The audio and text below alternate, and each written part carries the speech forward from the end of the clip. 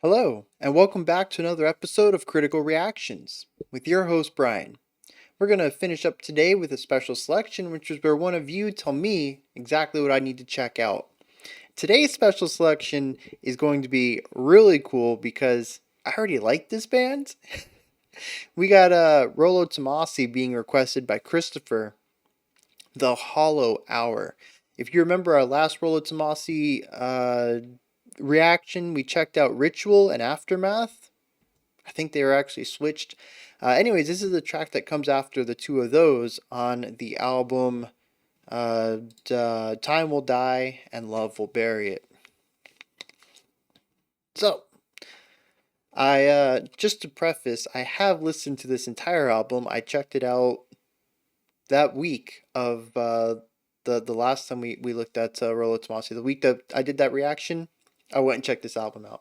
So this isn't completely fresh to me, but I have only heard this song once, and it was in a larger context of the entire album, and it was a few months ago. So yeah, let's dive into this.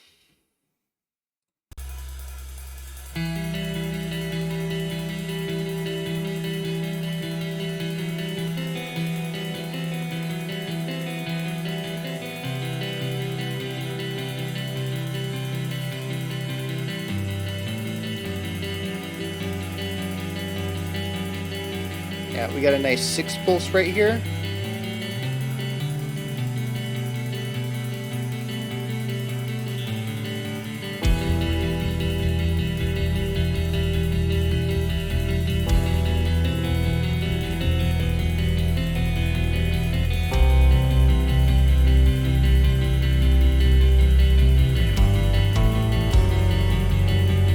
Ooh, we're actually playing around with 4 as well. A lot of songs I'm realizing are doing a 4/4 triplet feel to imply a 6.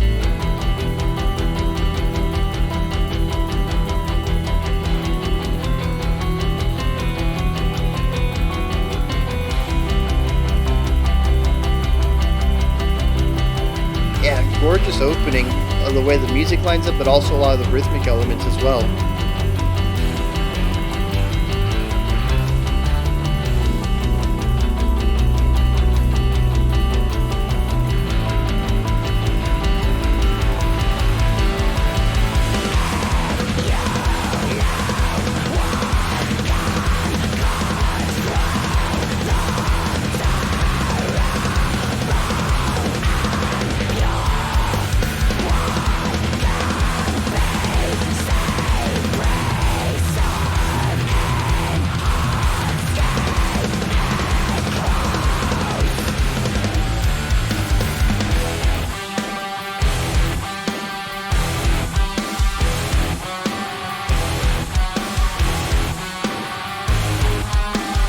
Yeah, so they're playing around a lot with time signature right here. I haven't quite landed on exactly what they're doing.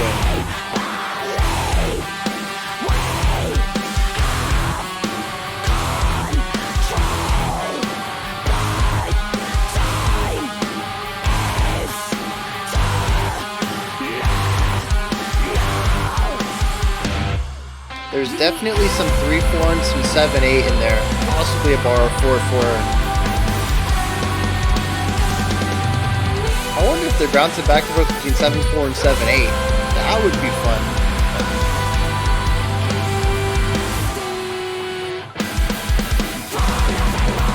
Yeah, so a little moment to breathe, to provide some contrast to this heaviness.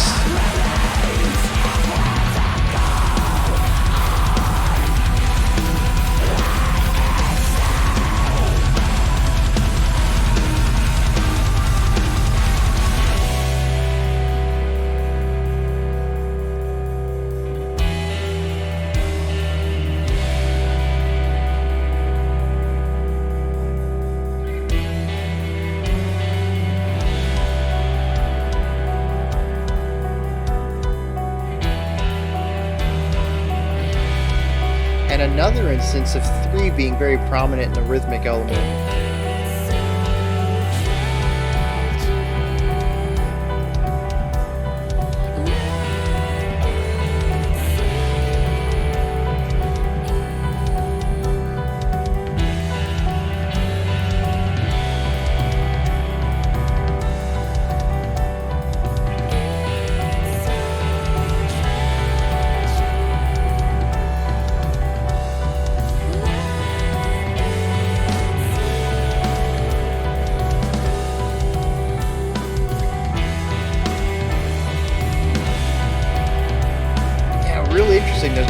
resolution really in this chord progression.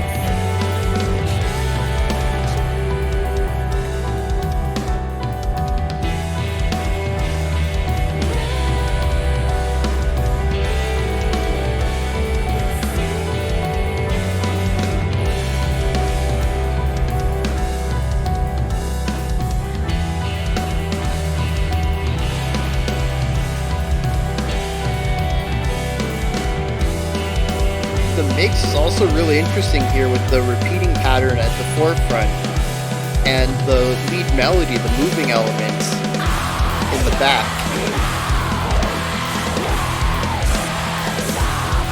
Nice call and response.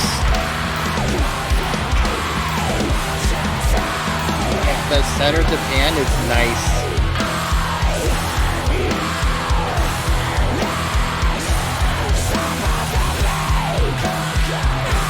And the triplet and the bass kicks.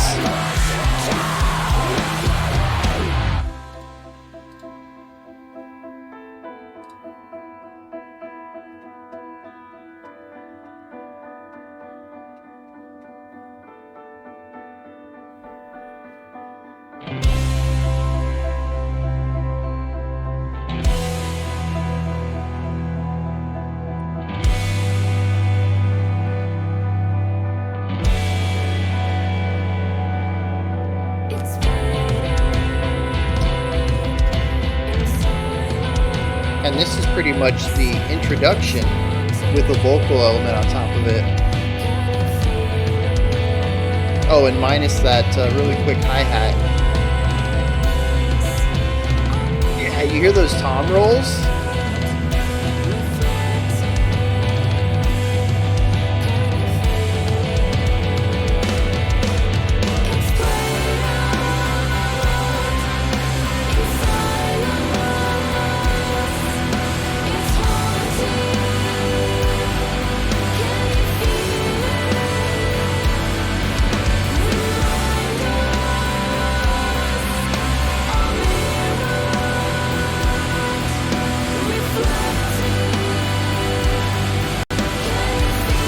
This is very waltzy right here.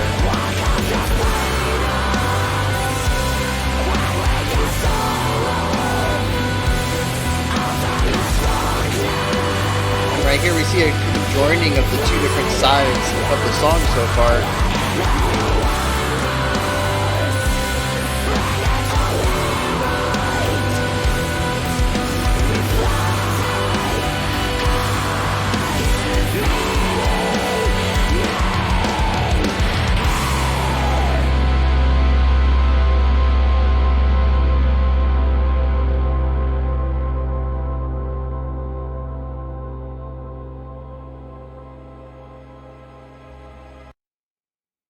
Yeah.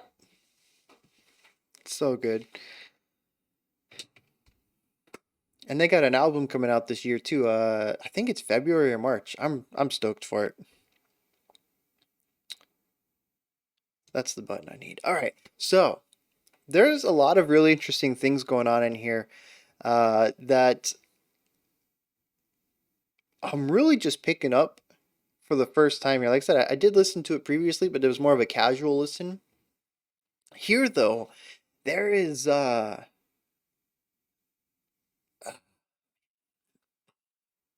probably going to be reading a lot into this. I don't really have an answer for it right now, but it is a pattern I picked up a lot in this track. But first, I want to go over some structural things before we get into that concept, which is actually going to be the concept of threes. I'm not sure why threes are showing up so much in here, but it is interesting given what I believe the song is about lyrically. But let's get into some structure. We start off with a really interesting beginning. I think, at least for me, it captures my attention immediately. We have a very soft, subtle opening that also has this extremely quick hi-hat idea going on that I believe is working on triplets off of the 4/4 that the song starts on. And that right there is, at least to me, like I said, very striking. We have this calmness, very serene, beautiful opening with this tension, this anxiety, this this raw speed coming off of the hi-hat roll. and it's contrasting in a very interesting way. Like I mentioned, I think I said it, there's a lot of movement, there's a lot of momentum in that hi-hat. It is ready to get to the next section. The rest of the song's happy where it's at. It's just chilling. It's here. It's existing in this beauty.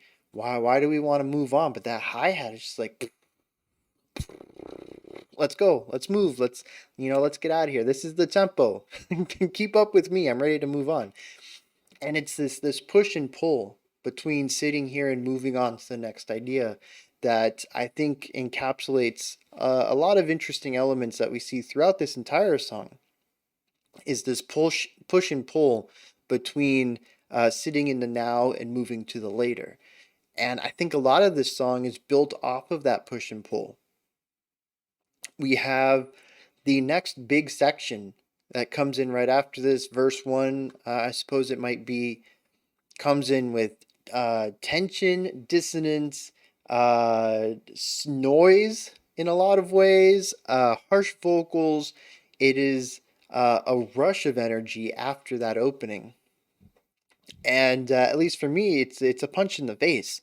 We had this nice, beautiful, serene element, and there was some anxiety, some tension in it, some momentum wanting to exist, some potential energy wanting to become kinetic energy.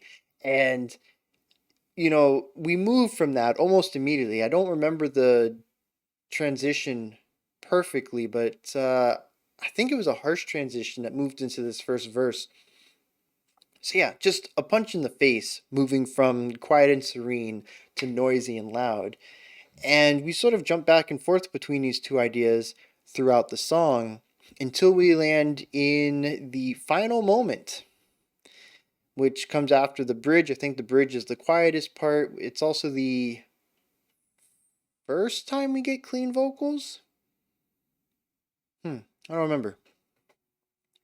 But then when we move from that bridge to the outro, we combine the clean vocals, that beautiful, serene music with some heavier tones. We get the growls, the harsh vocals coming in here. I don't think they're growls, but they're harsh vocals. I think we get a single distorted guitar in there to go with the clean guitar that's playing. And yeah, I think it's this perfect culmination of everything that's come up to this point. We've seen this tug of war, this push and pull, and finally these two elements are working in tandem with each other. And it comes together in this beautiful, what I think at least, beautiful outro.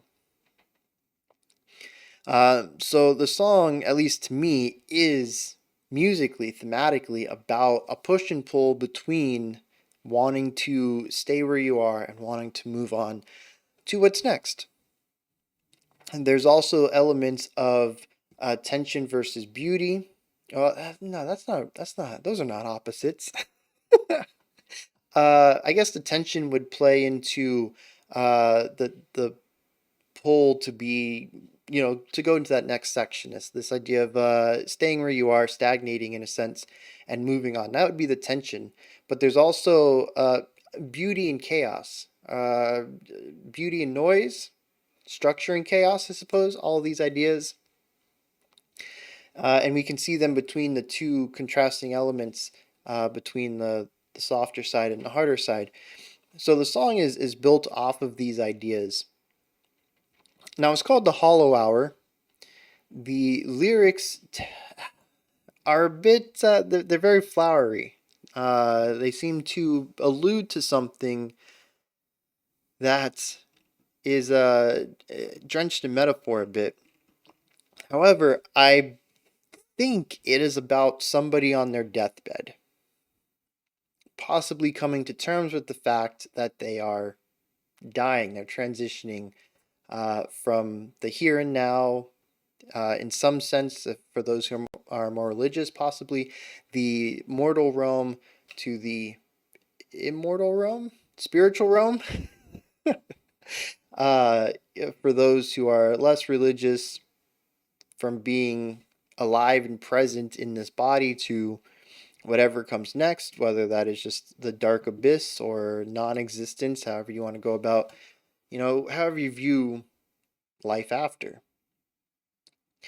And when taken from that angle, I think it makes the music really elevates a lot of those concepts. First of all, we have the push and pull. You're on your deathbed. That probably scares a lot of people. I'm sure I would be terrified if I were, if I could just feel that it was coming. Maybe I have a fatal wound and I just know, it's not. I'm not coming back from this one. Like there's terror in that, right? But there's also, I think, maybe a level of peace to that. Finally having that finality. It's not a what if anymore. It's happening. And there's probably a push and pull between that. And I think they captured that really well here with especially the opening where it's kind of beautiful, very serene, very calming, but there's this nagging element. That's the hi-hat, that tension, that uncertainty. I think does a fantastic job of bringing in these elements of anxiety to it. And then, of course, we have, just this push and pull between these two ideas. And I think at the beginning, or sorry, at the end of the track, we get this really nice element of uh, acceptance of everything, of the tension, of the chaos, of the anxiety, of the fear, of the serenity, of the beauty. All of it just kind of comes together. And possibly it could end the song with this person's death. I'm not really sure. It sounded like it goes into the next song, and I don't remember what the next song is. Like I said, I only heard the album once, but I do think a lot of that works together very well in using the music to support the lyrical themes and to amplify the emotions into the music. Now, I do want to bring up this next thing. It's super important to me, and I don't know where I'm going to go with this. I'm kind of running with this one as I talk, right? We're just winging it right here. Threes. What is up with threes?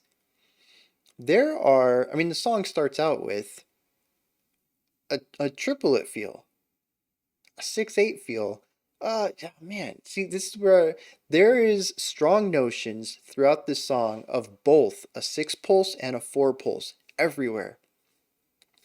Also, interestingly, well, except for one place, and that was when I just could not figure out what time signature we were in. That section we're going to get to in a second. But this idea of 6 and 4, and possibly even 3 and 4, because a lot of the sections that do feel like they're in 4/4, first of all, when they're in 4/4, we have the idea of triplets. So there's our 3 right there. But also, there's a lot of phrasings in here that are based on groupings of 3 rather than the more standard groupings of 4. It makes everything feel a bit cut short.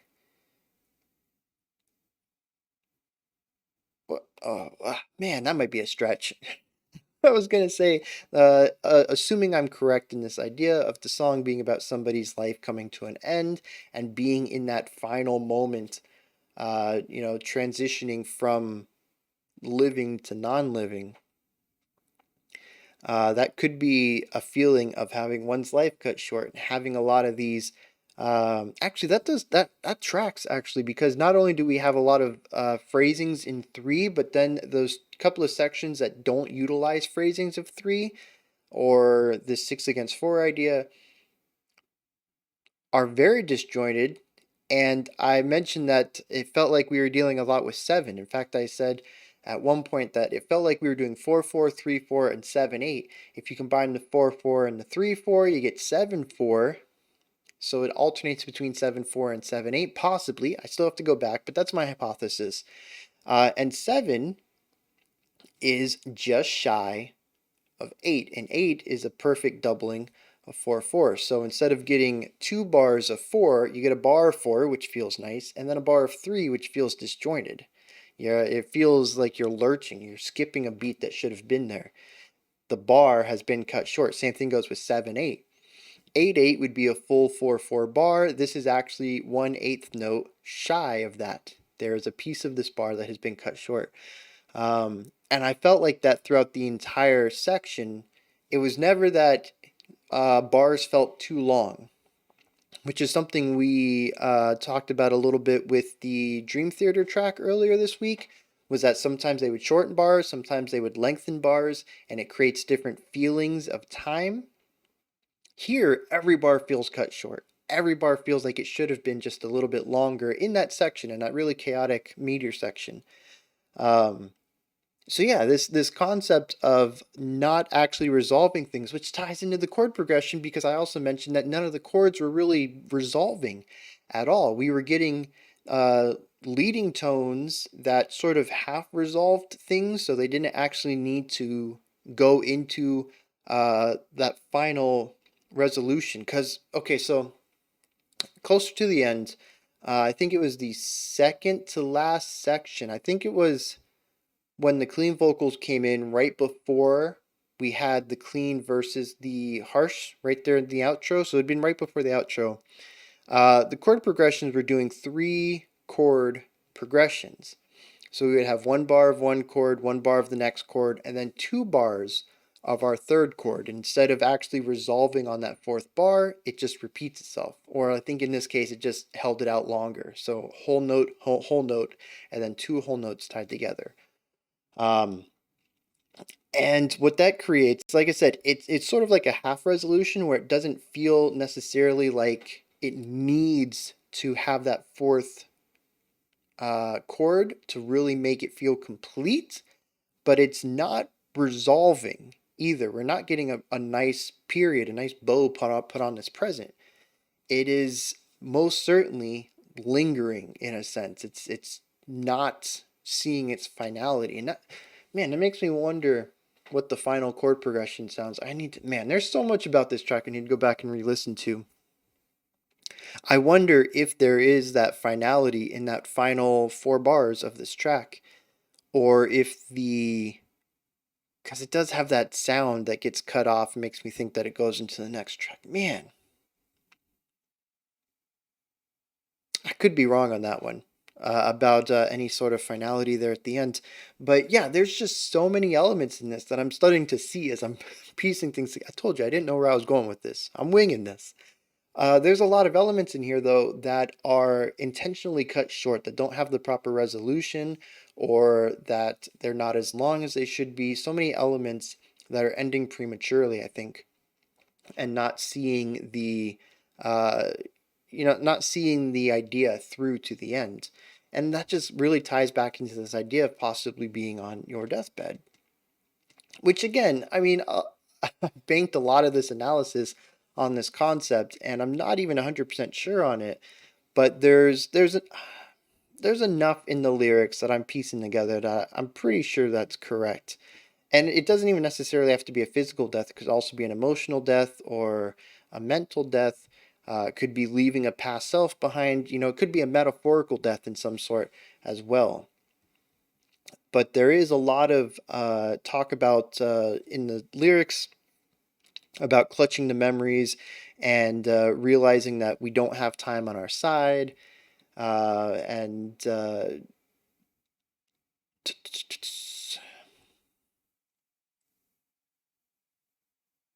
the ultimate darkness playing out silently in our hollow hours. Does it bring to it light? And life has meaning here. And a lot of people, it's not even a lot of people, it's more of a saying that life is meaningless without death, that death gives life meaning. So I'm pretty sure I'm on the right track here.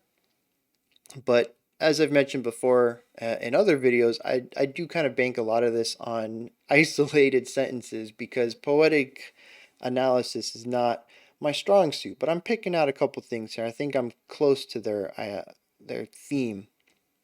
And it's just really cool to see how all these musical elements fit in here. Going back to threes, though, um, I don't know, man. Threes are popping up everywhere. We have triplets. We have 3 bar passages. We have that waltz feel at the end, which is in 3/4. It could have been 6/8 as well, because I was feeling it more of a 1 2 3 4 5 6 with that 2 pulse, rather than a 1 2 3 4 5 6 1 2 3 4 5 6, which would be 3/4. But still, you have these groupings of 3, the 1 2 3 4 5 6. But even that I don't think was in phrases of 4. I'm pretty sure that was in phrases of 3. Uh,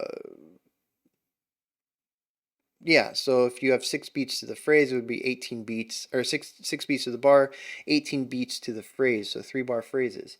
Um, and I'm not really sure what it means, where it's popping up, what it, is threes present throughout the entire track. I've definitely heard at albums before where threes are just extremely prominent, not necessarily doing anything with the song specifically, but just present throughout an entire album. For one of those, check out Sick Puppy's Tripolar. I mean, three's even in the album name, but yeah, the idea of three is as far as phrasing and time signature and triplets. It's also a three-member band. It is present everywhere in that album. It is kind of weird, and I wish I got a chance to ask them uh, why threes were so prominent in that album. But yeah, so I could just be looking into the threes and sort of be grasping at straws in a sense, or just looking too deep into it. But yeah, it's very prominent on this track, and it makes me wonder if it has a meaning for this track specifically, or if it is more of a larger idea that fits into some themes in the album. All right, those are my thoughts on Rolo Tomassi's The Hollow Hour. This is where you guys. One more thing before we go. Production. I gotta touch on the production here. Absolutely love it. The beautiful serene sections are beautifully layered with plenty of space between everything. But then when we get into some of the heavier, more chaotic sections, it kind of pulls the space in a little bit, makes it tighter. And once again, I think that kind of fits with the idea of being on a deathbed. The world's kind of closing in on you. Um, darkness, the darkness is closing in around your eyes. That kind of visualization we've gotten from, books and Hollywood and stuff like that.